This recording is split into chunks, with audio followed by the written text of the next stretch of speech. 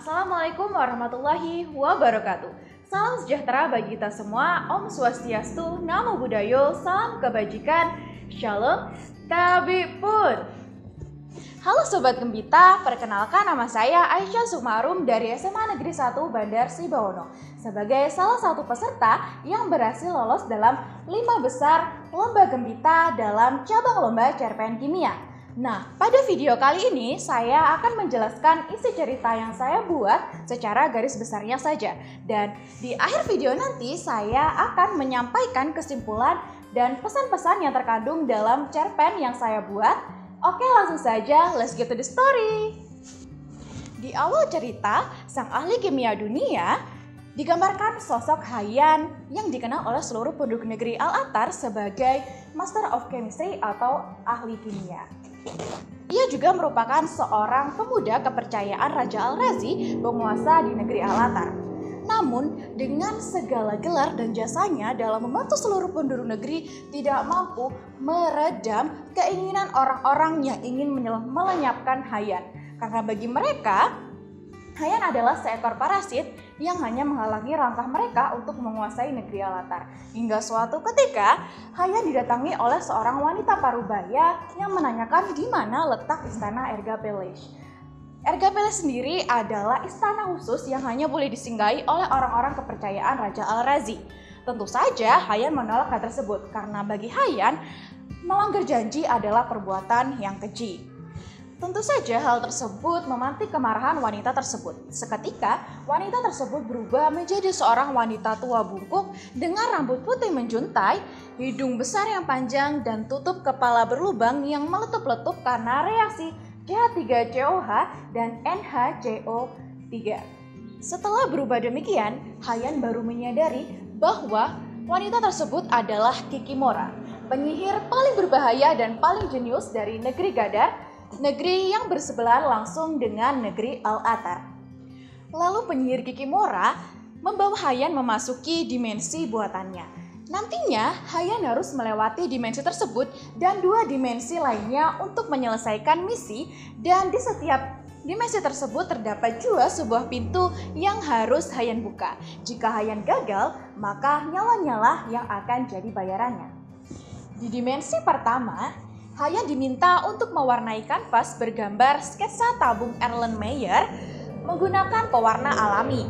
Dan Hayyan berhasil menemukan pewarna alami tersebut, yaitu warna biru dari tumbuhan Strobilanthes chusia dan warna ungu dari hewan siput Murex mollusca berukuran jumbo atas bantuan dari seorang laki-laki tak berwujud lewat suaranya. Di dimensi kedua, Hayyan diberi kode-kode rahasia yang membuat ia bingung. Namun, hal menarik di babak cerita ini adalah saat adanya kumpulan burung gagak yang mengitari Hayyan dengan membuat formasi sebuah kalimat yang bertuliskan ledakan. Artinya, Hayyan diminta untuk meledakkan sesuatu untuk bisa melanjutkan ke dimensi ketiga, dan itu adalah misinya saat ini. Pada dimensi ini, Hayyan kembali dibantu oleh suara laki-laki tanpa wujud yang memerintahkannya untuk meledakkan sebidang tanah di depannya menggunakan kacang yang tadi sempat jatuh mengenai kepalanya. Di babak ini, Hayyan bereksperimen dengan membuat dinamit kacang yang pada akhirnya hal tersebut berhasil dan meledakkan sebidang tanah tersebut.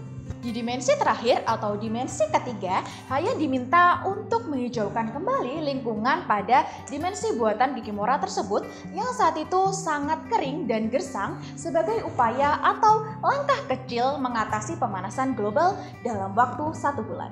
Jika lebih dari waktu tersebut, Hayyan dinyatakan gagal dan ia harus menenggak segelas botulinum toxin atau zat yang paling beracun di dunia, artinya Hayyan akan mati. Namun segala perjuangannya membuahkan hasil. Hayyan berhasil melewati rintangan terakhirnya dan kembali dengan selamat di negeri Al-Attar. Nah, ada plot twist nih di akhir cerita. Ternyata Kikimora, si penyihir paling berbahaya itu, nyatanya diperintahkan oleh Raja Al-Razi sendiri, Raja negeri Al-Attar, untuk menguji kehebatan dan kemampuan pemuda kepercayaannya itu, Hayyan. Setelah peristiwa itu, Hayyan mempunyai gelar baru yaitu World Chemistry Master.